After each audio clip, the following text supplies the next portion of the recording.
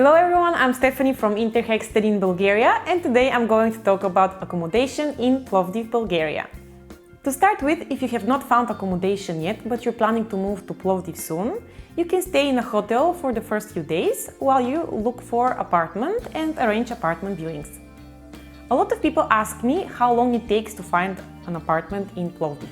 It really depends on you, how many apartments maybe you want to view, how tight your budget is. It depends on many factors. It can take a few days or a few weeks. It depends entirely on you. I would say that, for instance, most international students take a few days to find suitable accommodation close to the university. Once you find suitable accommodation, usually you have to sign an agreement and you start paying rent straight away. So it is not possible that, for instance, you start looking for apartment in February, but then the contract starts in October. This is usually not the case. In order to find accommodation, most people use the services of an estate agent. Estate agents help you arrange apartment viewings, they negotiate with the landlord, help you prepare the rental agreement, and so on. Of course, they usually charge a fee. It is around 60% of the first month rent, and it is one-time fee. Make sure that you pay them only once they have completed their job, meaning to help you find an apartment. Keep in mind that there are many fake apps online, so it is important to find an estate agent that you trust, or you can also ask a local to help you out. Of course, the estate agents can also arrange online apartment viewings for you, but in this case you should really trust the estate agent that he or she is showing you all parts of the apartment, not just the best parts of the apartment. And of course, the best thing is to see the apartment with your own eyes so that you can see the building, you can see the area, and this way you can make an informed decision. Usually, apartments in Plovdiv are furnished. This means they have everything that you need. So, for instance, a bed, a wardrobe, a desk, a fridge, an oven, and so on. If there is something missing but you need it, for instance, a coffee machine or a dishwasher, you can speak with the landlord at the apartment viewing and ask him or her if they can buy this for you, and you can pay the difference. For instance, usually you also have to buy bed sheets, but you can also do that in the shopping mall. Of course, rent in Plovdiv varies, and it depends on many factors such as where the apartment is located, how big it is, how modern the building is, how modern the furniture in the apartment is, and so on. For instance, most international students in Plovdiv like to live right next to the university in a modern private apartment, and in this case the rent is around 300 euro per month. Private apartment means that you have everything for yourself only. So you have a bedroom, you have living room, kitchen, bathroom. Of course, you can also look for two-bedroom apartment, which means that you share the apartment with somebody else. It can be another student. In this case, there are two separate bedrooms, but you share the kitchen, living room, and the bathroom. In this case, rent could be around 500 euro in total. Again, rent really depends on many factors like the area, how big the apartment is, and so on. Of course, there are also apartments that are for 3 or for 4 people, but they are rather hard to find. Most apartments are usually for one person only. Now I would like to mention a few things that you should consider when you sign a rental agreement. When you sign a rental agreement, you pay the first month and also a deposit, which is equal to 1 month rent. And this deposit is used if you damage something in the apartment.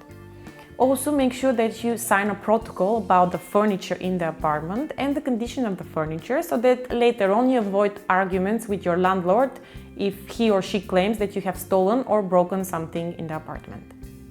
Something that I would advise you to do is to maybe look for an apartment where the landlord speaks English. This way, later on, if you have any questions or if there are any problems in the apartment, you can discuss them directly with your landlord. Also, before you sign an agreement, make sure that the rental agreement is in Bulgarian and in English language. This way you'll be able to understand what you're reading, and also make sure that you read the contract really carefully so that if there is something that you disagree with, you can discuss it with the landlord before you sign the contract. Contracts in Bulgaria are usually for 1 year. Of course, usually it is possible to extend the contract. It should be written in the rental agreement, especially if you and your landlord are on good terms. Make sure that in your rental agreement it is clearly written that you can move out at any point with 1 month notice. I think this is very important. You usually pay rent every month and you can pay it via bank transfer or cash. It depends on your landlord.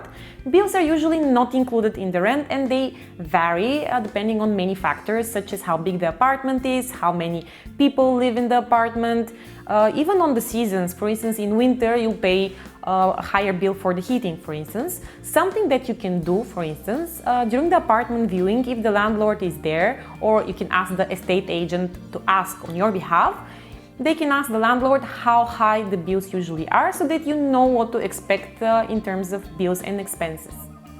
Of course, keep in mind that they are usually not included in the rent, and this means that in most cases you'll have to pay for them. Something else that landlords usually do, sometimes they pay the bills and they just give you the receipt and you pay him or her back. One thing that I can mention is that actually your Wi-Fi bill can be included in your rent. It depends on your landlord, but you can ask him or her for help to arrange it. And this is why actually it's also good if your landlord speaks English. Keep in mind that foreigners who live in Bulgaria must also apply for a residence permit, and for the application for the residence permit you will need some documents from your landlord. So make sure that before you sign a rental agreement you discuss this matter with your landlord. The contract should also clearly state if you're allowed to sublet the apartment or to have guests over. So for instance, if your parents are planning to come over to visit you very often, I advise you to discuss this with the landlord in advance and to see if he or she is okay with that.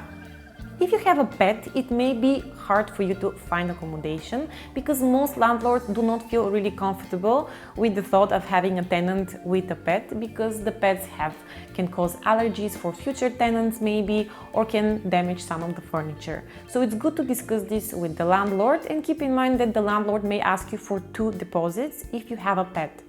Keep in mind that pet hotels are not really a thing in Bulgaria, so for instance, if you're planning to travel abroad, it may be a good idea to ask a friend to look after your pet. Most international students at Plovdiv Medical University choose to live in an apartment right next to the university, for instance in a private or in a shared apartment. Another option is to live in the student dormitory of the university, but you can apply for a room only after you're officially enrolled as a student. Also, the dormitory is around 30 minutes walking distance from the university. It has no kitchen and you'll have to share a room with another student. So this is why usually most international students prefer to look for an apartment that is only for them and is right next to the university. If you consider buying an apartment in Plovdiv, well, it is a big step, so it will probably take you some months or even a year to find suitable accommodation, because you'll be looking at different factors such as when the building was built and how it was built, how it was made, what your neighbors are, and so on. So this takes more time. Consider that.